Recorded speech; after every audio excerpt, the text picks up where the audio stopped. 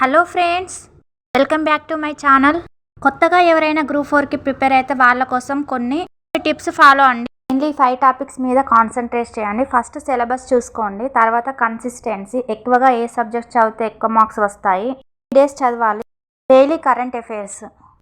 First సిలబస్ని చూసుకోవాలి, దాని ప్రకారమే ఏ సబ్జెక్ట్ అయినా ఏ ఎగ్జామ్ అయినా ప్రిపేర్ అవ్వాలి. ఫస్ట్ గ్రూప్ 4కి 2 పేపర్స్ ఉంటాయి. పేపర్ 1కు 150 మార్క్స్ 150 మినిట్స్ అనేవి ఉంటాయి. ఫస్ట్ పేపర్లో జనరల్ నాలెడ్జ్.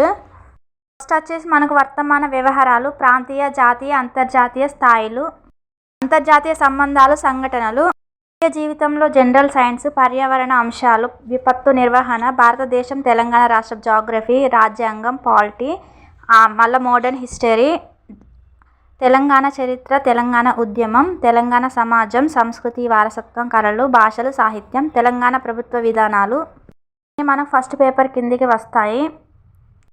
సెకండ్ పేపర్లో సెక్రటరీల సామర్థ్యాలు, ఇది కూడా 150 మార్క్స్ 150 మినిట్స్. మానసిక సామర్థ్యాలు, verbal, non verbal, logical reasoning, comprehension, గ్రంథంలోని ఒక భాగం, విశ్లేషణ సామర్థ్యం, తర్వాత సంఖ్యాగణిత సామర్థ్యాలు, ఇవనేవి సెకండ్ పేపర్లో ఉంటాయి.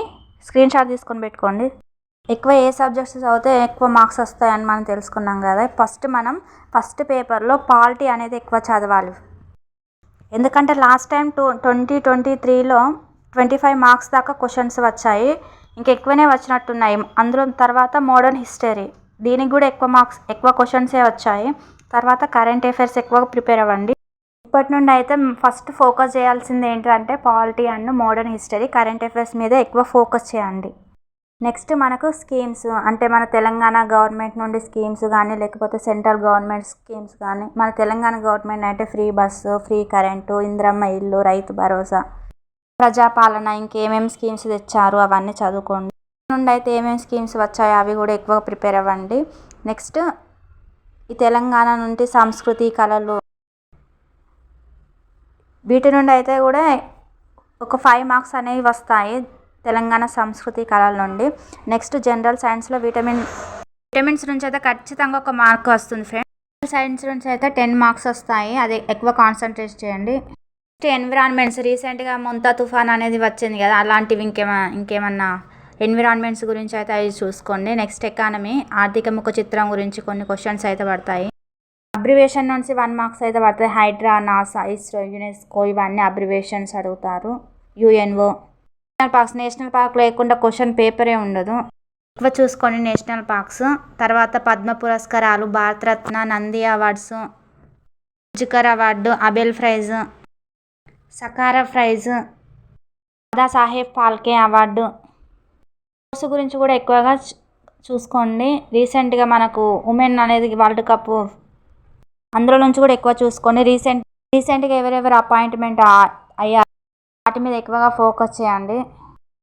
కానీ ఉపరాష్ట్రపతి అయినా కానీ, వేరే దేశ అధ్యక్షుడైనా కానీ ఎవరైనా చేంజ్ అయితే వాటిని ఎక్కువగా ప్రిపేర్ అవ్వండి. 1 బిట్ పడే ఛాన్స్ ఉంది.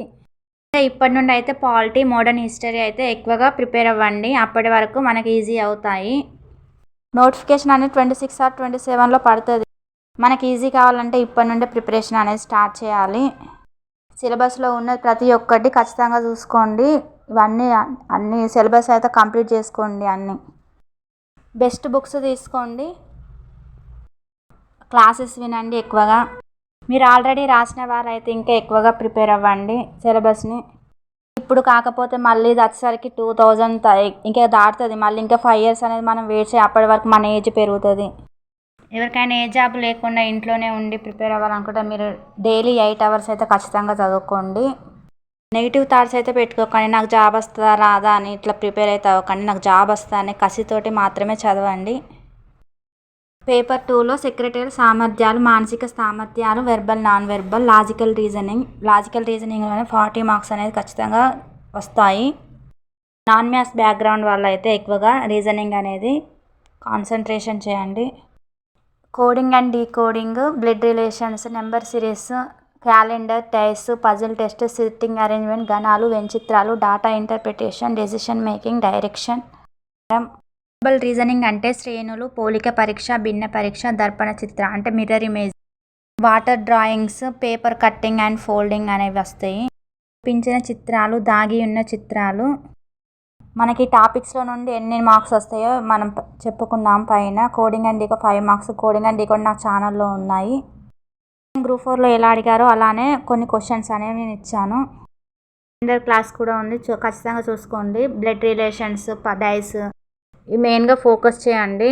ప్రతి ఒక్క సబ్జెక్ట్ అనేది చదువుకోండి.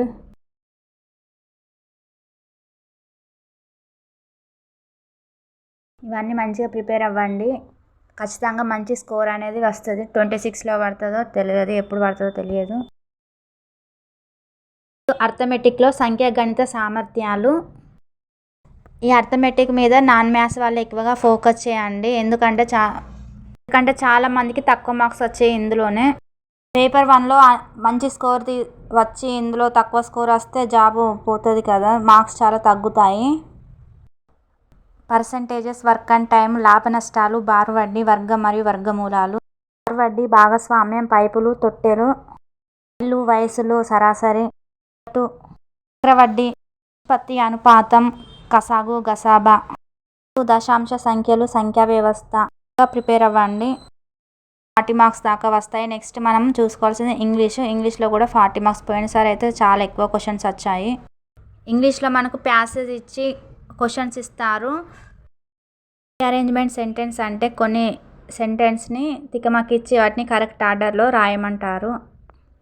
కూడా ఎక్కువ మార్క్స్ వస్తాయి. మీకు జాబ్ కొట్టాలి అనే గోల్ ఉంటేనైతే ఈ రోజు నుండే స్టార్ట్ చేయండి. డైలీ మీకు ఎంత టైం వీలైతే అంత టైం పెట్టుకోండి. మెయిన్లీ మనకు కావాల్సింది కన్సిస్టెన్సీ. మీరు 4 అవర్స్ చదువుతారా, 5 అవర్స్ చదువుతారా మీ ఇష్టం, కానీ కన్సిస్టెన్సీ అయితే కంపల్సరీ ఉండాలి. చాలామందికి నాకు జాబ్ రాదు అని లో ఫీల్ అయ్యే వాళ్ళు ఖచ్చితంగా మోటివేషన్ క్లాసెస్ అయితే వినండి. చూసైనా మనకు మళ్ళీ జాబ్ వస్తుందని ఒక నమ్మకం అనేది ఉంటుంది. నెగిటివ్ థాట్స్ అయితే పెట్టుకోకండి, నాకు జాబ్ రాదు, ఏది రాదు అని. వీడియో కనుక మీకు వాల్యుబుల్ అనిపిస్తే నా ఛానల్ని లైక్ చేయండి, షేర్ చేయండి. మరిన్ని మంచి మంచి వీడియోస్ కోసం నా ఛానల్ని సబ్స్క్రైబ్ చేయండి. Thanks for watching this video.